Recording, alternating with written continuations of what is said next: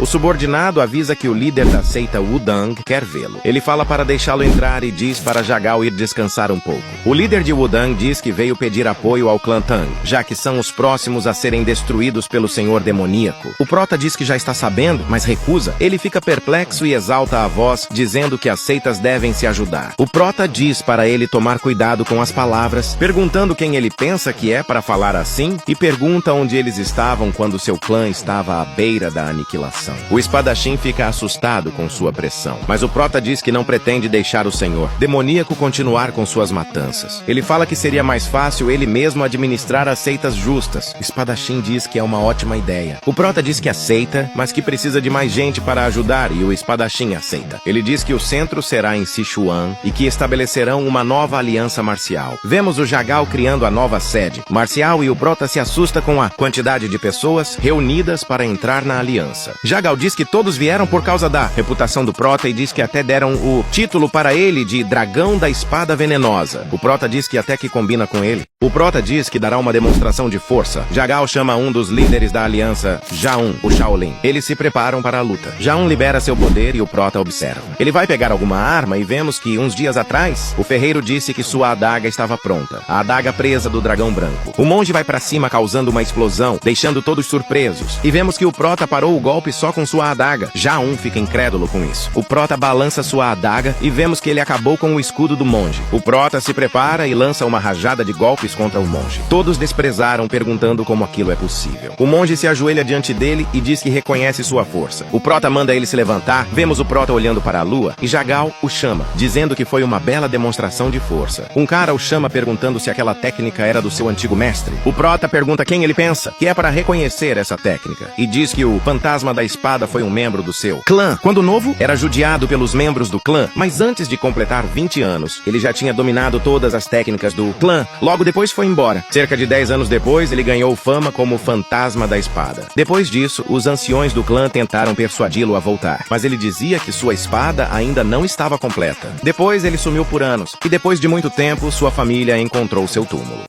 Vemos o Lorde Demoníaco dizendo que irá matar o Rei da Espada. Ele diz que pode vir se acha que consegue. O Lorde Demoníaco afirma que ele será o oponente perfeito para testar sua técnica da espada. Eles lutam e o espadachim morre. O Prota diz que o Lorde Demoníaco roubou a técnica do fantasma da espada e ele se pergunta por que ele fez isso. O jovem pergunta qual a conexão que o Prota tem com o fantasma da espada. Ele diz que nunca o encontrou, mas quando era jovem, um espada fantasma apareceu diante dele. Ele diz que deve ter alguma coisa a ver com isso. O jovem fala que só aqueles com o corpo de Hércules podem dominar aquela técnica, e o Prota não tem. O Prota responde que realmente não tem. Ele apenas adaptou a técnica com a do clã Tang e percebeu que se encaixava bem. Ele diz que isso só foi possível porque suas artes marciais superaram o reino do fogo. O Prota então diz para ele abandonar essa técnica. O Prota lembra que seu mestre nunca falou seu nome para ele, então pergunta se o jovem sabe o nome dele. Ele diz que pode parecer coincidência, mas seu nome também era Murong-yeon.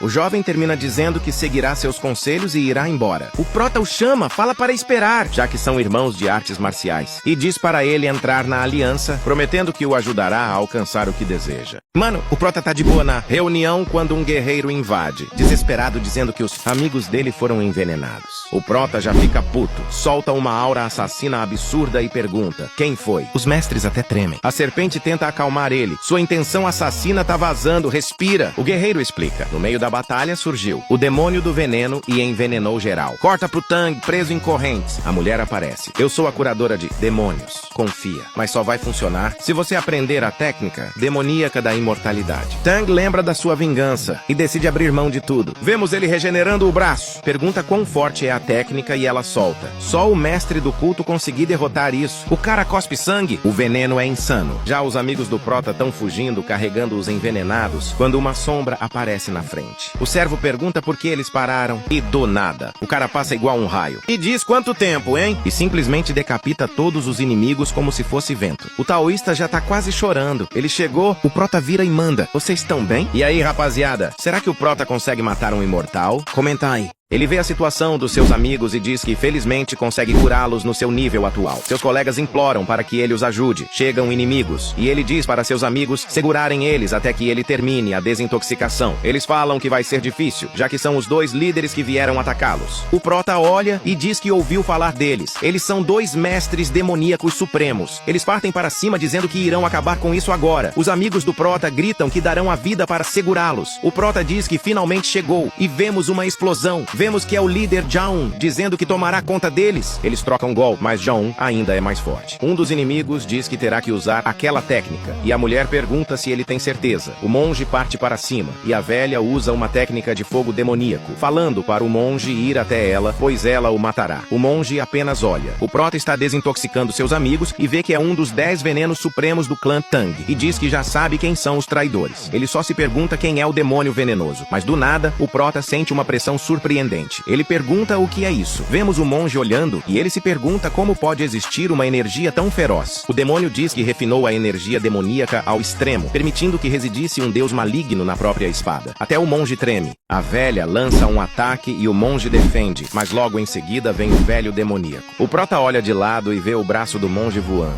Ele fala que falta pouco para curá-los e não pode deixar eles morrerem, já que todos estão depositando fé nele. O monge fala para ele terminar de curar os dois, dizendo que ele só perdeu um braço. Os velhos sorriem e falam que vão destruí-lo por inteiro. A serpente diz: que energia é essa vindo dele se ele nem é um mestre espiritual? Como pode essa energia sair da espada dele? Seus amigos dizem que não vão aguentar muito tempo, já que os inimigos são muitos e eles mal conseguem segurar as espadas depois de percorrer a noite toda. Mas o prota diz para eles irem para trás, que ele cuidará disso agora. O menino chora ao ver seus companheiros curados. O prota diz que dará um fim nisso. Vemos o monge lutando com todas as forças. O velho diz que o respeita por aguentar mesmo só com um braço. Eles veem um clarão atrás deles. O velho pergunta o que foi aquilo. Ele vê que seus soldados foram derrubados em um golpe só. Eles falam que não sabiam que tinha um espadachim habilidoso ali. O prota chega pedindo perdão pela demora. Os anciões ficam em choque. O monge fala que suas resistências desesperadas valeram a pena. O prota olha pensativo e depois olha sua mão cortada, dizendo que os inimigos devem ter uma técnica boa, já que conseguiram penetrar até a defesa do monge. Ele fica bravo porque fez um julgamento errado sobre o oponente. Ele fala que a perda é grande e os velhos perguntam o que isso significa. Ele diz que para pagarem pelo braço do seu amigo, só os dois não serão o bastante. Ele parte para cima. A velha diz que eles estão sendo empurrados para trás por esse jovem, mesmo sendo uma das maiores forças de combate da seita demoníaca. O velho diz que não acredita que tal força existia entre a facção justa, perguntando qual é a sua verdadeira identidade. O prota solta um corte, quase pegando os dois velhos. A velha diz que técnicas convencionais não funcionam contra ele e ataca com uma técnica absoluta. Seu companheiro pergunta se ela quer acabar com tudo ali. O prota olha e lança um ataque, cortando-a ao meio, deixando apenas um velho vivo. Ele pergunta quem ele é. O velho olha para o prota, dizendo que existe um gênio sem precedentes na facção justa. O prota olha para o velho e, num piscar de olhos, a cabeça do velho está decapitada. Ele pergunta para o monge se está tudo bem. O monge diz que está tudo bem e diz que valeu a pena, já que eles desestabilizaram os inimigos derrotando 2 guerreiros de frente.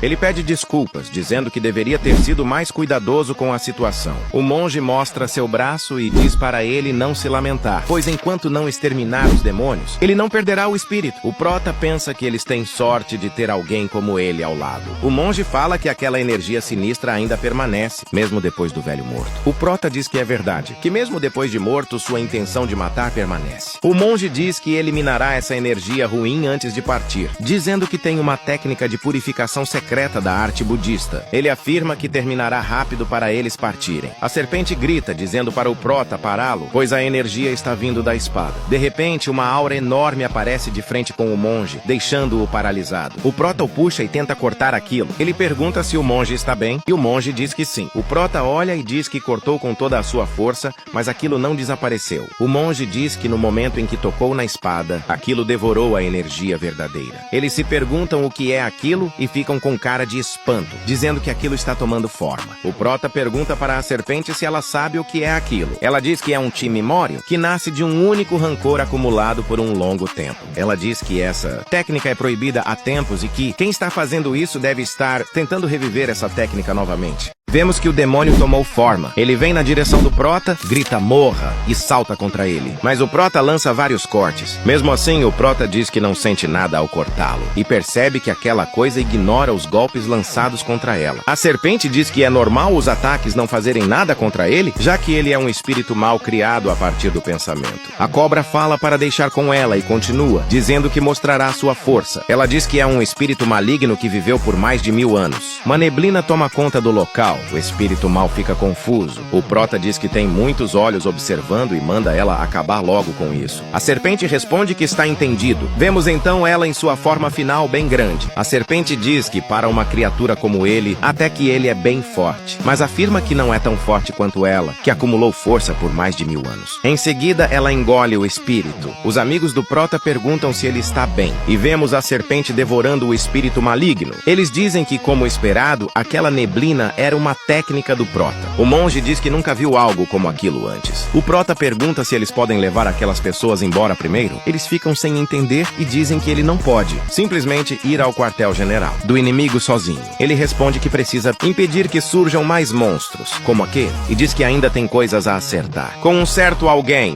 O Prota se despede dizendo que voltará com boas notícias. O monge sorri, dizendo que eles ainda terão muito trabalho com o Prota, mas, mesmo assim, fica preocupado e diz que esperará com fé. Ele está voando rumo à seita demoníaca. Vemos o quartel da seita, e lá o demônio do veneno está entrando. A mulher o elogia e diz que ele está começando a se parecer com um verdadeiro discípulo do demônio. Ele pensa que agora pode chamar o Lorde de pai. Ele diz que está grato por aceitarem alguém como ele. A mulher diz para ele pensar no que vai pedir ao líder da seita depois de ter feito grandes méritos. Corta para Jagal verificando as formações das tropas. Ele é elogiado dizendo que, por causa dele, mais de 2.000 pessoas se moveram rapidamente. Ele pergunta a Jagal se ele encontrou seus amigos. Ele fica preocupado e diz que espera que tenha os encontrado a tempo. Vemos o Prota correndo, com o quartel inimigo em sua mente. Vemos o demônio do veneno conversando com o líder. Ele fala que, graças a ele, tiveram um grande avanço e diz que considera isso uma recompensa para ele. O líder pergunta o que ele quer. Ele diz que a aura do líder é muito forte pessoalmente e afirma que quer a verdadeira versão da técnica do demônio perverso. O Lorde observa por um momento, então se deita e diz que aquilo deve ter sido obra daquela mulher e que aquela maldade faz parte de seu charme. Ele diz que não existe uma verdadeira versão da técnica. O demônio do veneno fica sem entender nada. O líder então explica que a verdadeira forma é usar o próprio poder de regeneração até chegar à quase morte para conseguir aperfeiçoá-la perfeitamente. O demônio do veneno vai retrucar, mas sua coroa trava na hora. Ele diz que essa é a técnica do líder. O líder responde que será mais fácil ele experimentar em primeira mão. Ele estala os dedos e o corpo do demônio começa a entrar em colapso.